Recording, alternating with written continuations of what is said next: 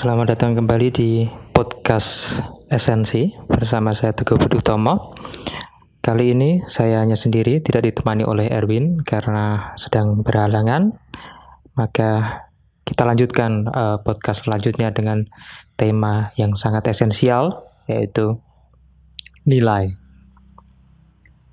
Apakah kontekstual dari nilai yang akan kita bahas hari ini?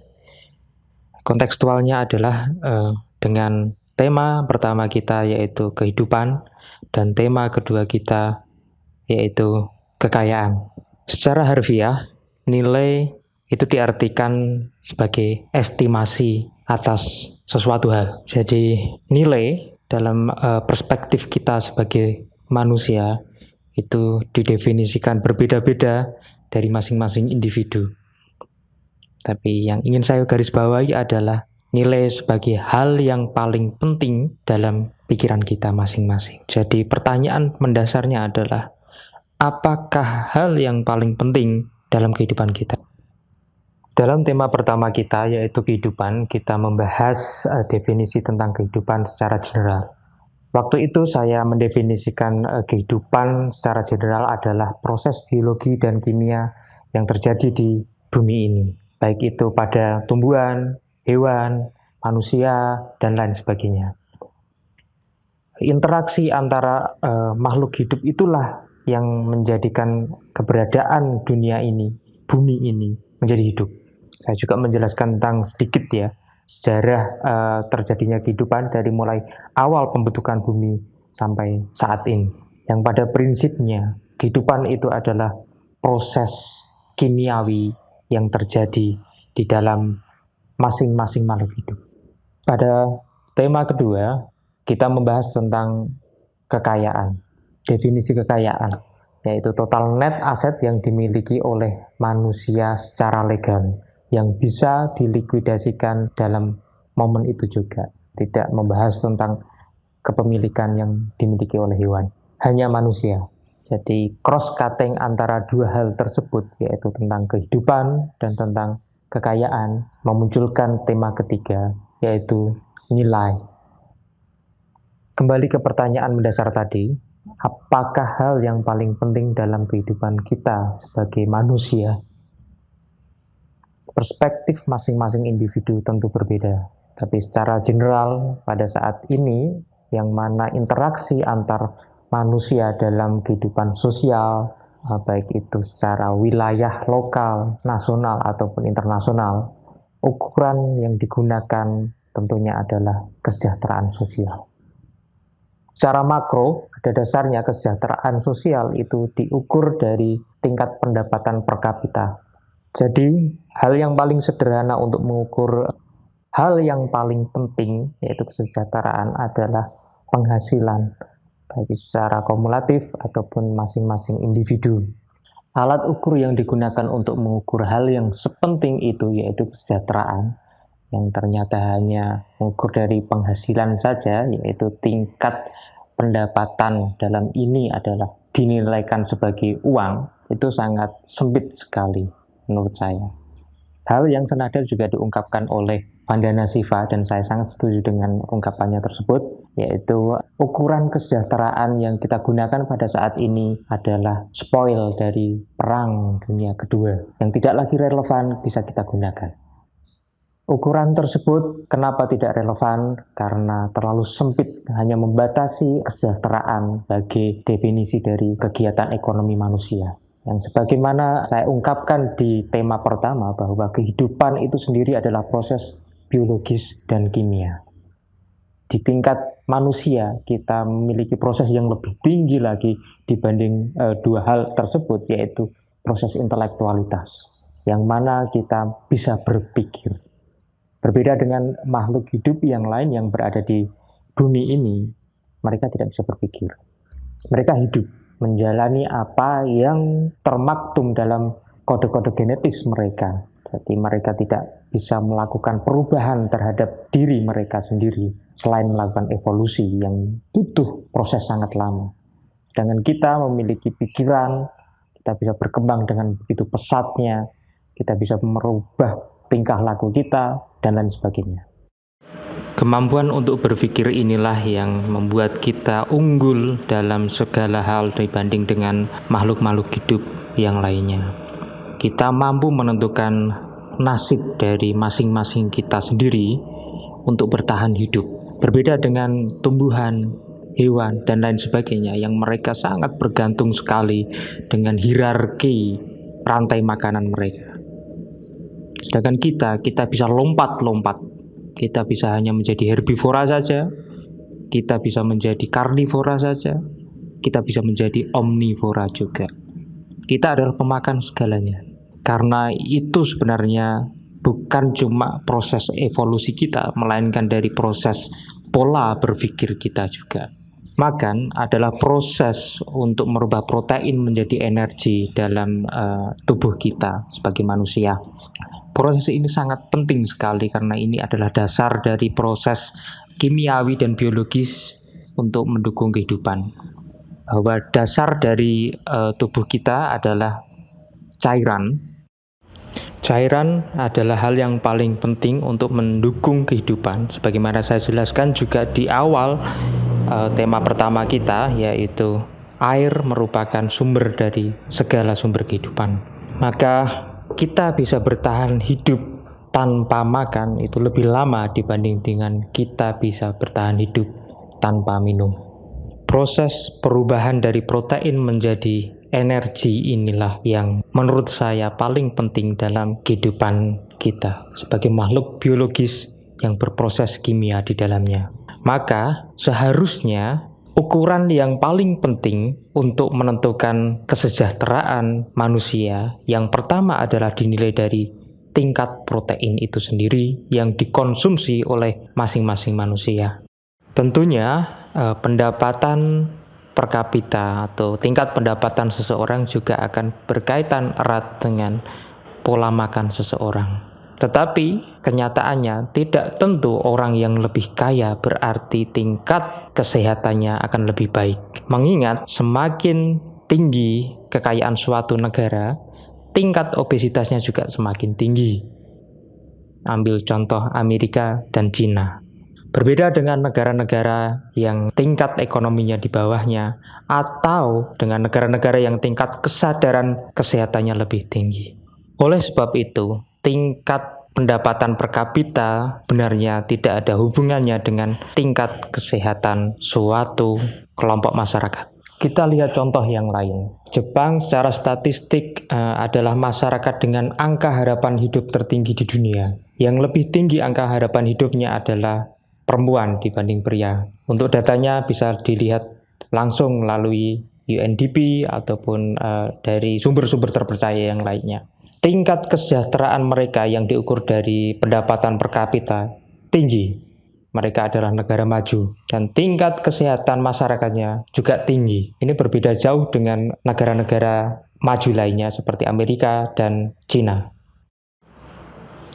Maka secara sederhana saya bisa menyimpulkan bahwa yang paling penting untuk mengukur tingkat kesejahteraan manusia adalah tingkat kesadaran mereka sendiri.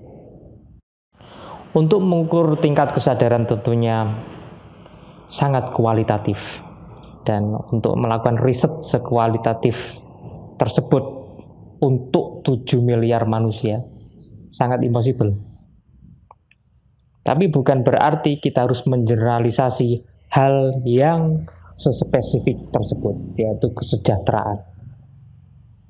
Saya yakin bahwa para ilmuwan di dunia ini juga sudah memikirkan hal tersebut dan mereka lebih capable untuk memikirkan hal tersebut dibanding saya. Akan tetapi saya bertanya, kenapa formulasi yang kita gunakan masih saja sama dengan saat kita mengalami krisis pada saat Perang Dunia Pertama dan Kedua yang lalu? Tentunya hal tersebut erat kaitannya dengan kekuasaan yang ada di suatu negara ataupun di suatu wilayah tertentu.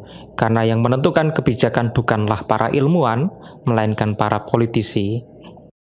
Hal sederhana yang mendasari podcast ini adalah, apakah kegiatan ekonomi kita itu lebih penting dibanding esensi dari kehidupan kita. Saya ambil contoh hal yang sangat sederhana. Untuk mobilitas kita sebagai manusia, untuk menjalankan kegiatan ekonomi kita membutuhkan alat transportasi. Alat transportasi ini, bagaimanapun teknologi yang kita kembangkan, entah itu nanti dengan listrik ataupun dengan bahan bakar minyak, sama-sama berasal dari sumber eksploitasi atas alam ini. Mobilitas tersebut mendukung kegiatan ekonomi kita lebih cepat dan bisa berakselerasi lebih baik lagi untuk kemajuan ekonomi itu sendiri. Namun di sisi yang lain, hasil dari eksploitasi yang kita lakukan untuk mendukung kegiatan ekonomi tadi, yaitu mobilitas kita, sangat besar sekali. Dari tingkat emisi gas buang, kebocoran lapisan ozon, efek gas rumah kaca, dan lain sebagainya. Butuh waktu yang hampir kurang lebih 50 tahun untuk menyadari hal tersebut, bahwa oh iya, mobilitas kita sangat berbahaya untuk alam yang kita tempati ini. Karena ini adalah satu-satunya yang saat ini kita tahu kita bisa hidup di alam ini. Saat ini kita memiliki perspektif yang lebih hijau, lebih ramah lingkungan, tapi baru di tingkat perspektif, karena pada kenyataannya momen-momen ini, momen-momen milenial ini adalah di mana tingkat produktivitas kita sangat tinggi sekali. Berarti tingkat emisi kita serendah apapun itu lebih tinggi dibanding 50 tahun yang lalu. Maka saya kembali bertanya lagi, apakah kecepatan kita untuk meningkatkan produktivitas ekonomi kita itu lebih penting dibanding rumah tempat tinggal kita untuk hidup? Dan ini adalah tempat satu-satunya. Bagi pengusaha yang menginginkan tingkat efektivitas dan efisiensi yang tinggi atas produktivitas mereka, tentu hal ini tidak relevan. Akan tetapi, saya juga salut terhadap para miliarder-miliarder yang memikirkan hal tersebut. Tapi saya melihat tidak lebih dari tingkat perspektif saja. Karena pada kenyataannya yang mereka lakukan juga sama, yaitu eksploitasi. Di era ini, bahwa perusahaan-perusahaan yang memiliki valuasi tertinggi yang ada di dunia ini adalah perusahaan teknologi. Apa sih yang mereka lakukan sebenarnya? Perusahaan teknologi pada dasarnya adalah perusahaan pengguna listrik terbesar. Nah, saya bertanya, listrik itu berasal dari mana sih? Apakah dari petir?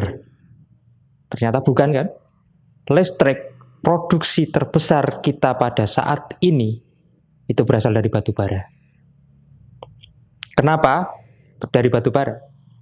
Karena kita itu lebih mementingkan diri kita sendiri dibanding alam tempat tinggal kita. Seandainya kita menggunakan nuklir, karena pada 30 tahun yang lalu itu berimbang antara nuklir dengan batu bara. Sekarang nuklir tinggal sedikit. Kenapa kita tidak menggunakan nuklir? Karena nuklir sangat berbahaya untuk makhluk hidup. Baik itu untuk manusia, hewan, tumbuhan, dan lain sebagainya. Tetapi dia tidak berbahaya untuk lapisan ozon. Tidak menimbulkan efek gas rumah kaca. Nuklir itu sendiri merupakan inspirasi atas proses reaksi berantai dari matahari, sumber dari segala sumber energi di tata surya ini. Jadi itu adalah sebuah formulasi yang sangat tinggi sekali, yang kemudian saat ini untuk sebagai sumber energi listrik kita tinggalkan. Saya melihatnya justru sebagai kemunduran atas teknologi. Bukan berarti saya mendukung penggunaan nuklir. Saya hanya membandingkan saja bahwa tingkat perspektif kita memang pada saat ini fokus terhadap diri kita sendiri, yaitu manusia. Kita tidak fokus terhadap keberlangsungan peradaban manusia ke depannya.